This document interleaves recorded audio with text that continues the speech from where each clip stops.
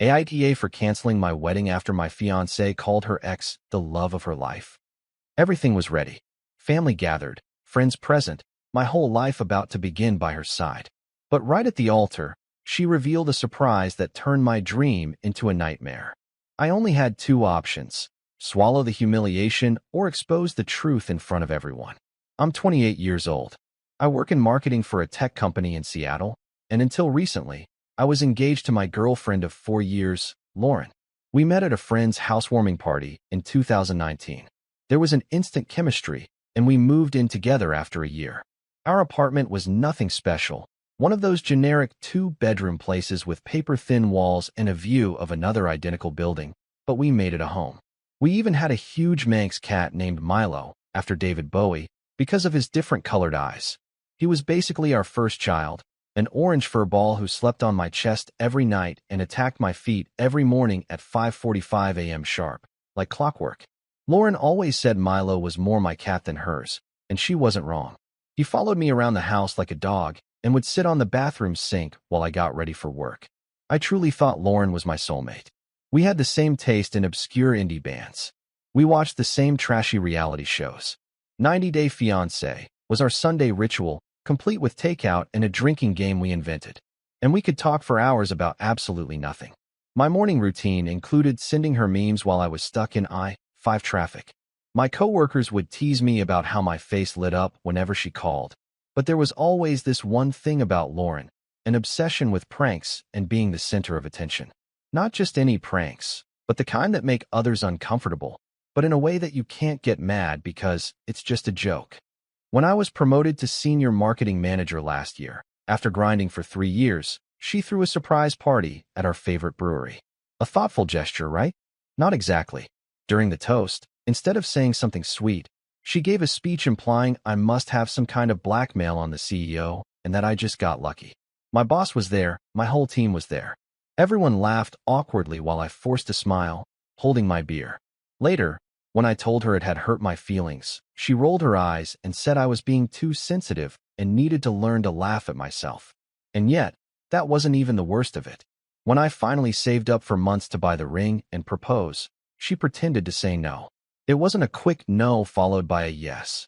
It was 5 whole minutes of fake tears, saying she wasn't ready and needed to think, while I was on one knee in the middle of her favorite restaurant. People around us were staring. An elderly couple looked like they were about to come over and console me. Just as I was on the verge of a panic attack, she burst out laughing and said, "Of course I'll marry you, you dummy. You should have seen your face." I should have walked away right then, but I didn't because I loved her and convinced myself this was just her style. Someone who loved jokes, drama, and being the center of attention. My friends weren't fond of her, especially my best friend Cole, who said Lauren was emotionally manipulative and that I deserved better. I ignored him. After all, love makes you stupid sometimes. We planned the wedding for June 2023. Nothing extravagant, about 120 guests at a renovated barn outside the city. My parents helped with a large part of the costs. They adored Lauren despite her pranks, and I paid for the rest.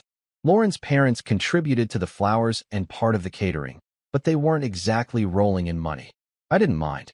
I was doing well at work and wanted to give her the wedding she had been planning for years on her Pinterest board. A month before the wedding, I started getting weird vibes. Lauren's bridesmaids would go quiet when I entered a room, then burst into giggles as soon as I left. One night, after a few glasses of wine, the maid of honor, Maya, let slip a strange comment. "You'd better be ready for the big day," she said with a smirk. When I asked what she meant, she just laughed and said, "Oh, you'll see." That set off all the alarm bells in my head. I asked Lauren if she was planning any surprises for the wedding. She put on an innocent face and asked, "Why would you say that?" But from the way she avoided my gaze, I knew she was up to something. So I called my friend Spencer, that lawyer friend everyone has who always gives out free legal advice at parties. And together, we drafted a prenuptial agreement full of legalese and a very specific clause. If either party caused public humiliation to the other before the signing of the marriage license, all joint financial obligations, including the wedding and honeymoon, would be immediately voided, and a public apology would be required. It wasn't valid, but it looked official enough. On the wedding day, everything seemed perfect. The venue was beautiful. Twinkling lights, flowers that cost more than my first car, everything impeccable. Lauren was stunning in her dress, which only heightened my anxiety about what she might be planning. I had the contract folded in my tuxedo jacket pocket, hoping I wouldn't have to use it. The ceremony started normally. My mom was already crying in the front row. She cries during margarine commercials. My dad looked uncomfortable but proud in his rented tuxedo. My college friends were there, including Cole, my best man, who kept shooting me, "Are you sure about this?" looks. Everything was going fine until it was time for the vows. That's when Lauren's expression changed. I recognized it immediately. It was the same look she got before every prank. She smiled, took the microphone from the officiant, who looked confused, and announced, "I have a little surprise for my wonderful future husband." Then she turned to the audience and pointed toward the doors. "Ladies and gentlemen, please welcome the true love of my life." I froze. The guests turned in confusion as a man walked in. It was Eric, Lauren's ex-boyfriend from college, the same one she dated for 3 years before me. The same one she, while drunk at a party once, confessed to me was the one that got away, and then swore the next day she didn't remember saying it. The same one she supposedly hadn't spoken to in years. Lauren was beaming as if this were the greatest thing in the world. "Eric, Eric," she squealed as he walked down the aisle. Eric, tall, handsome in a frat boy way, wearing a suit that was probably more expensive than mine, walked up to the altar, smiling. The room was silent, broken only by awkward coughs. "You didn't think I'd get married without my first love here, did you?" Lauren said, bouncing with excitement. I felt like I was in a nightmare. My heart was pounding so hard I thought I might pass out. I looked at the guests. My mom was pale. My dad looked like he was about to explode, and most people had expressions of deep discomfort. Then, Lauren looked at me with the biggest grin in the world and dropped the bomb. "Honey, I couldn't say I do without making sure Eric approved first. After all, he was a huge part of my life. And well, we've been talking a lot lately." "Talking a lot?" I managed to stammer. Eric clapped me on the back and said with a smirk, "Relax, bro. It's just a prank." The bridesmaids, Maya, Riley, and Paige, were laughing as if it were the funniest thing in the world, but Lauren wasn't done yet. "Oh, and just for fun, I took a poll among my bridesmaids," she announced, still holding the mic.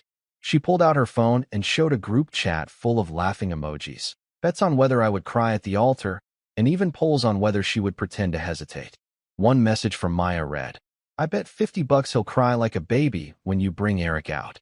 The room fell completely silent. You could hear a pin drop. My mom looked like she was about to faint. My dad was red with rage. And Cole muttered just loud enough for me to hear, "What the hell?" Lauren was still standing there, smiling, waiting for me to laugh like I always did. "Come on, babe, lighten up," she said, nudging me. "Really? You didn't actually think I'd leave you at the altar, did you?" That's when I smiled. But it wasn't the smile of someone who was amused. It was the smile of someone who already had the perfect response prepared. The room was in shock. Lauren, radiant, as if she had just pulled off the prank of the century. The bridesmaids laughing. Eric standing next to me as if he belonged there, and half the guests looking at me with pity. I could feel the blood pounding in my ears, like when you're about to give a presentation and realize you're unprepared. My mom was holding my dad's arm, on the verge of tears. Cole looked ready to punch Eric. My college roommate, Trevor, who had flown in from Boston just to be there, was shaking his head in disbelief. And Lauren was still waiting for me to laugh. "Come on, babe," she repeated, giving me another nudge. "Say something." Finally, I took a deep breath and smiled. But it was the smile you give when you're about to fire someone, not when you're standing across from your fiancée. "Wow," I said, shaking my head. This is really something." Lauren lit up, thinking I was getting in on the joke.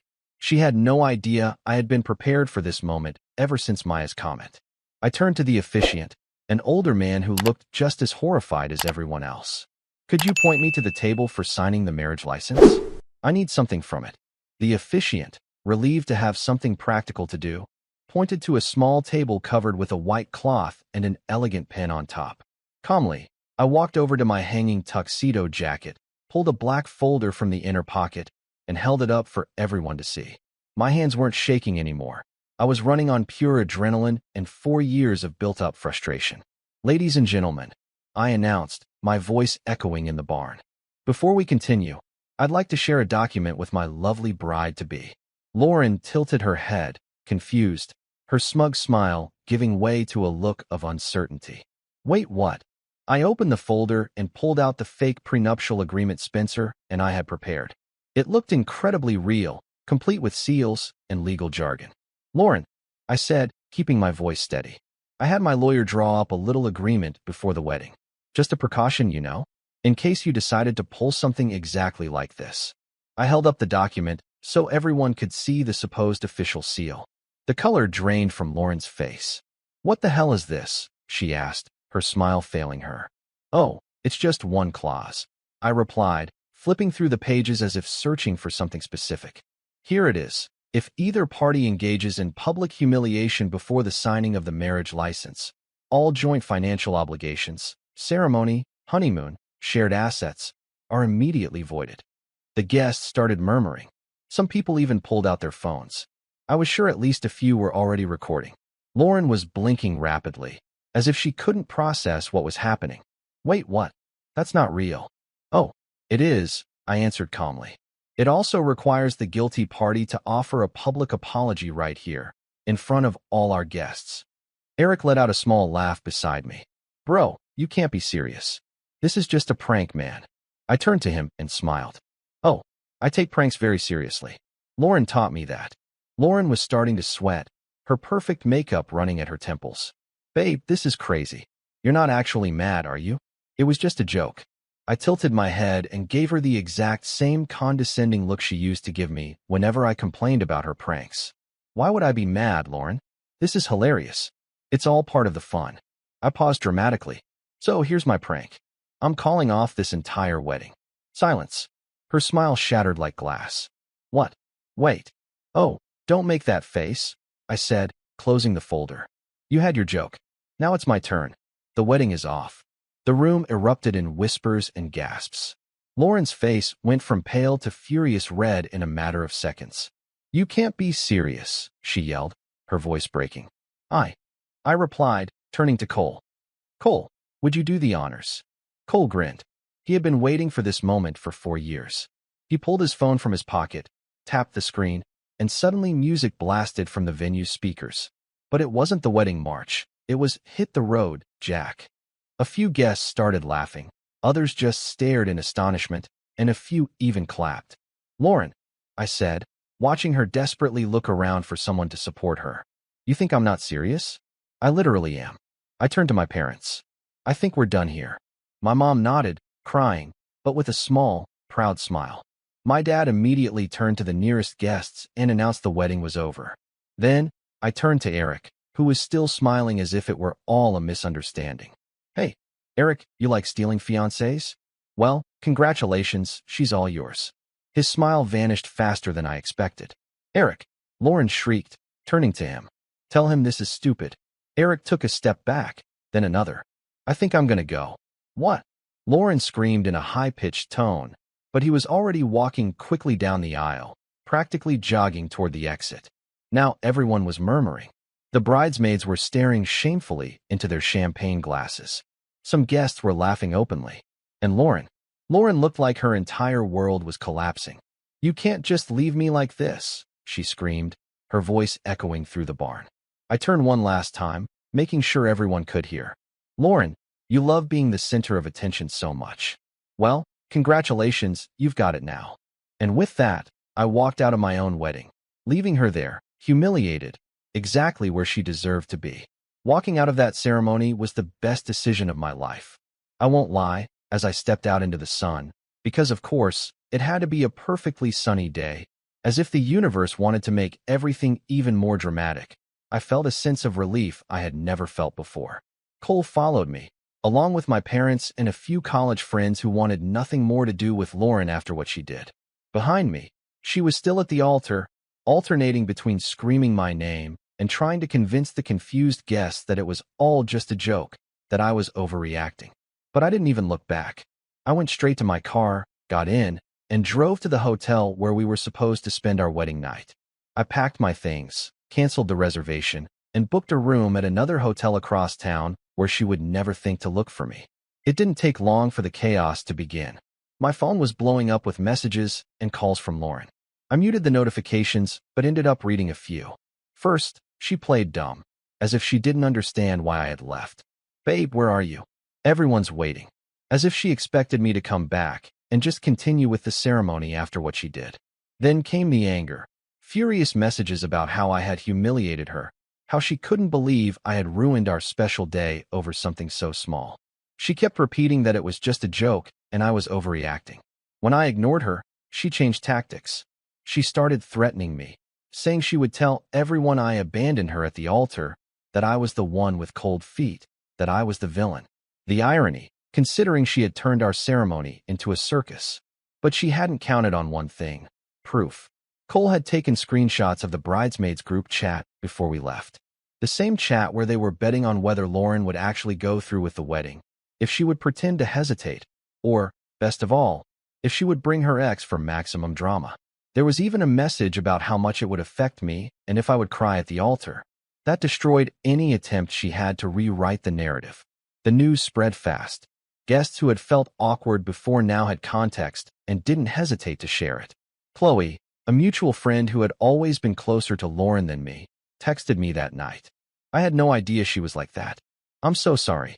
Within days, Lauren's reputation was in shambles.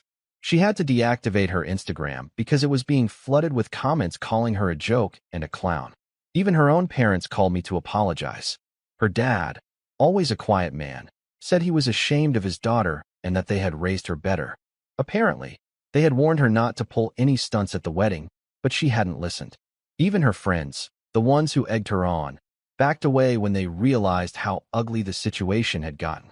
Maya even posted a pseudo-deep Instagram story about regretting underestimating someone, without naming names or taking any real responsibility. It's one thing to make a joke, another thing entirely to publicly humiliate your own fiancé on your wedding day. Nobody wanted to be associated with that kind of toxicity. Then came the financial fallout. Lauren demanded I pay her back for the wedding. Hilarious, considering I had paid for practically everything. The venue on my card, the decor from my account, even the honeymoon trip. 2 weeks in Bali, at a resort with private villas, was booked in my name. One phone call, and I canceled everything. She was left with nothing. No wedding, no honeymoon, no sympathy. And the best part, the prenup wasn't even valid. It was just a bluff, a way to give her a taste of her own medicine. She could have fought me on financial matters if she had consulted a real lawyer, but I guess she was too proud or too humiliated to even try. A week later, she showed up at my door. I wasn't surprised. Cole had already warned me she was asking around for my new address. She looked exhausted, like she hadn't slept in days. Dirty hair, no makeup, red, swollen eyes from crying. She finally seemed to understand the gravity of what she had done. She tried to apologize. She said she didn't mean for the joke to go so far, that she never thought I would actually leave. "I thought you would just laugh like you always do," she said, her voice cracking. "I never, ever thought you would really walk out." She said she still loved me, that we could fix everything if I gave her a second chance, that Eric meant nothing, that the bridesmaid chat was just girl talk, that she'd go to therapy, that she would never pull a prank again. But I wasn't interested in any of it. 4 years of enduring jokes at my expense had killed any feelings I might have still had for her. I handed her an envelope. I watched as she opened it with trembling hands. Inside was an invitation, not a real one, just a design I created on Canva for a wedding at the same venue where she had humiliated me. The date was the same day. The guest list, everyone who had witnessed the prank. There was no groom's name, just a note at the bottom. "Now we're even." She looked at me, speechless for the first time in her life. I didn't say anything. I just closed the door and walked away, feeling lighter than I had in years. The aftermath was both better and worse than I expected. Lauren never recovered. The prank went viral after someone, not me, posted videos of the ceremony on TikTok. Apparently, more than one guest had recorded the whole thing. The videos got millions of views, with people dubbing her the bride who got left as a joke and turning her into a meme. She lost job opportunities. No employer wants to hire someone who humiliated their own partner in public. She lost friends. Even the bridesmaids distanced themselves. She lost her family's support. Her own mother confessed to mine at their book club. "We are deeply disappointed." Eric wanted nothing to do with it either. From what I heard, He only agreed to be part of the prank because Lauren told him I was in on it. When he realized he'd been used as an extra in her attention-seeking spectacle, he disappeared from her life immediately. And me? I thrived. I took time to heal. I went to therapy to understand why I stayed with someone who constantly disrespected me. I focused on my career. 6 months after the non-wedding, I got a better offer at another company with a significant raise. I moved into a nicer apartment. I adopted another cat, a black one named Jasper, keeping the Bowie theme, to keep Milo company. And eventually, I met someone who actually respects me. Meanwhile, Lauren kept trying to contact me. Emails, texts, showing up at places she thought I might be. I never responded. The last I heard, she was struggling financially after being fired from her marketing job for creating a toxic environment. Apparently, what she did at the wedding wasn't her first professional drama. And yes, she was still single. She wanted a joke. She became the joke. If you liked it, don't forget to leave a comment and support the channel by subscribing. See you in the upcoming stories.